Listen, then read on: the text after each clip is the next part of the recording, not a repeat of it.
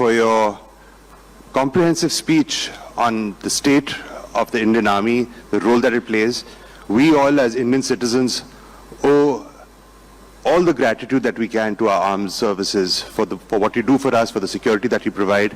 And ladies and gentlemen, could I ask you again to please stand up and give an applause to the General on behalf of all of us for the service that the services do to the country and for the country.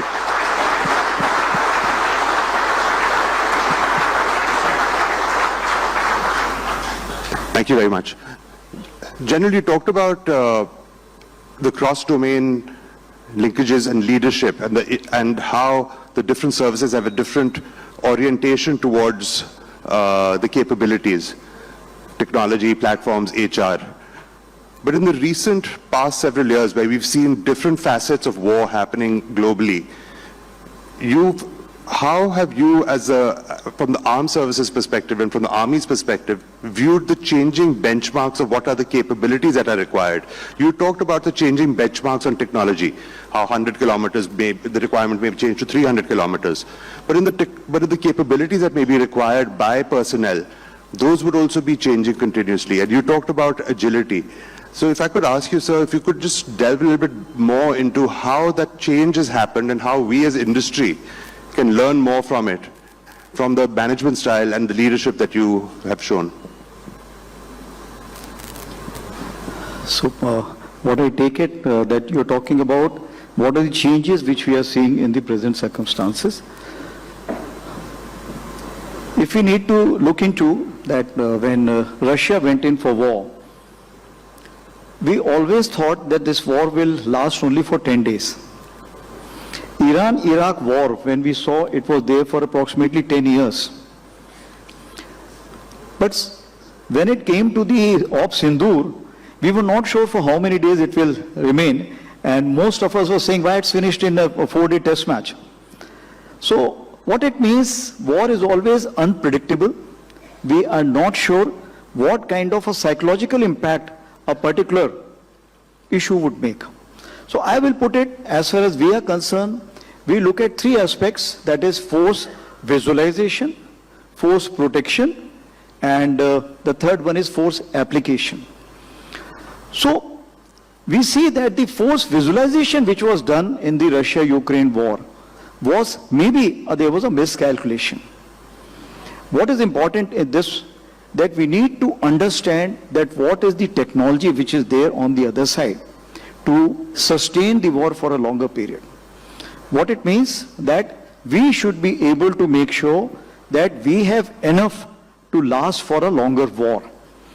Second thing is, in all these wars we have seen that what is impacting the David and Goliath system. That means low cost, high technology. If you have low cost, high technology, you will be able to beat back a superior adversary also. In all this, so the application when it comes to, I have explained you that we need this kind of application. Protection is a new thing because you should be able to take an onslaught of the enemy barrage and thereafter you should be able to come out and carry out the actions which are required to be done. So these 3, what I look at is the main thing where we need to work out.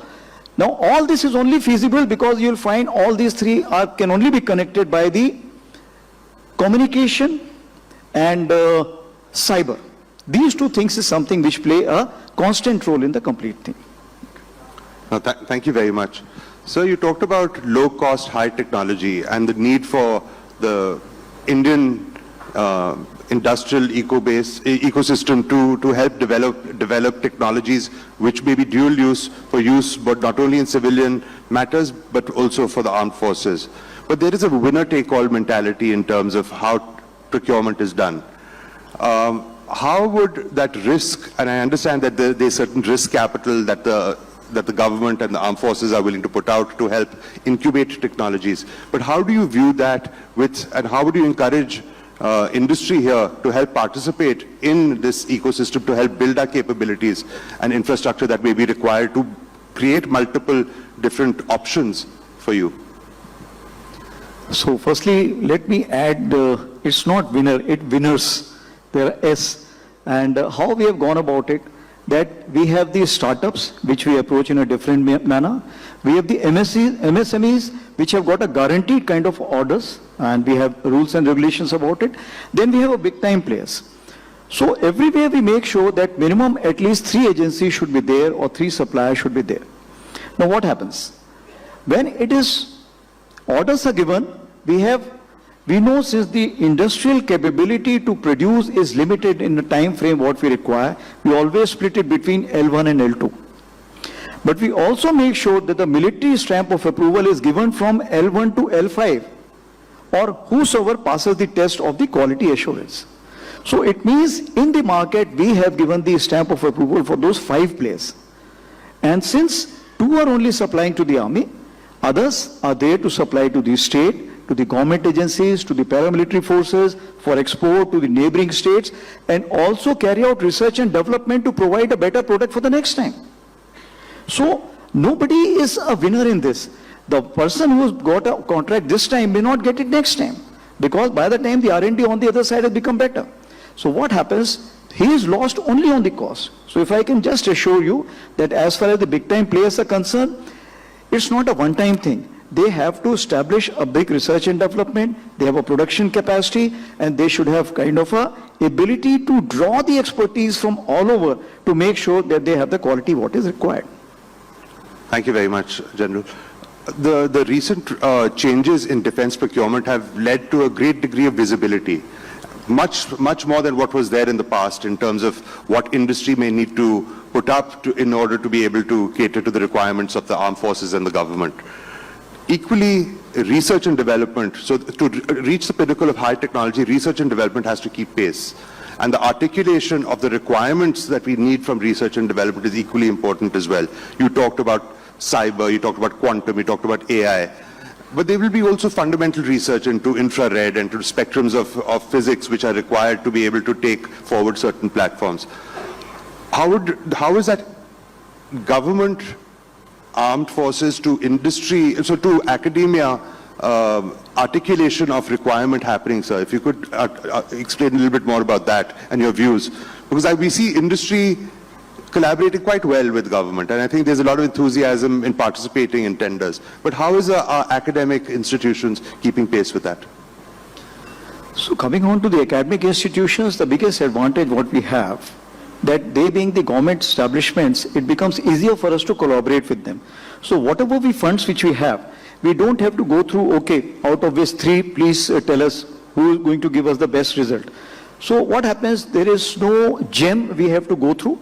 We can connect with any academia directly, like especially the IITs, and it becomes easy for us to give them a fund. So not many places what we have done, we have a system about 65 to 95 MTech students which we have.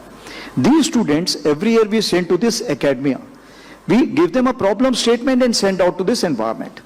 We also assure them that minimum that approximately 27 crores in one go, we can give you subject to, if I can say that, spiral development or level-based development which is required. Then we have the nodals, in the sense those professors who are having expertise in that, but they do not have resources, they do not have ground to try it out. So we provide them the platform, we provide them the funds, and we provide them also the expertise in terms of students who can carry out research and development with them. So as of today, with every IIT what I have about 2 to 3 MOUs with every IIT on various issues which we are working out. And I told you the example of Sambhav, I told you the example of SDR, told you the example of Ramjet technology. All these essential technologies or niche capabilities what we require, we are working out with all those people. But it's not only ending there. We have the startups which provide us with some idea. They say, okay, this is what idea we have. Can you use it? I said, okay, let's sit around and let's see the Apple approach what we talked about. Okay, this is what is there. This is how I can utilize it. So I sit with him and make him develop in such a manner that it becomes of some military utility. Thank you very much, General Dwivedi, for spending so much time and answering our questions. There are some questions that have come from the audience, but I know that Rekha is also pushing me to maybe see if we could maximize the time that we have with you.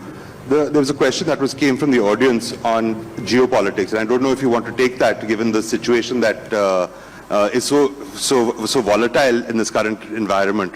But given the parade that we saw in Beijing, and given the reactions of the United States to India, which is possibly a political question. How do you see future of domains like Quad? That is what the question. Do you see that enhancing into anything more than an economic relationship? See, we have to understand the difference between the Quad and AUKUS. AUKUS was a military organization, Quad was a political organization, and within that political guidance, see what best can be achieved. So as far as Quad is concerned, it will have a political ramifications, and through which, if we can have some economic kind of a binding or jointness which we can bring in. So that is what it remains as far as the Quad is concerned. As far military organizations are concerned, as far the army is concerned, or the military, India is concerned, if I can say that, we always look at bilateral cooperation for the time being. Thank you very much, General Dwivedi. Ladies and gentlemen, I'd like to bring this session to a close. Please do join me in, again, thanking General Dwivedi for being here.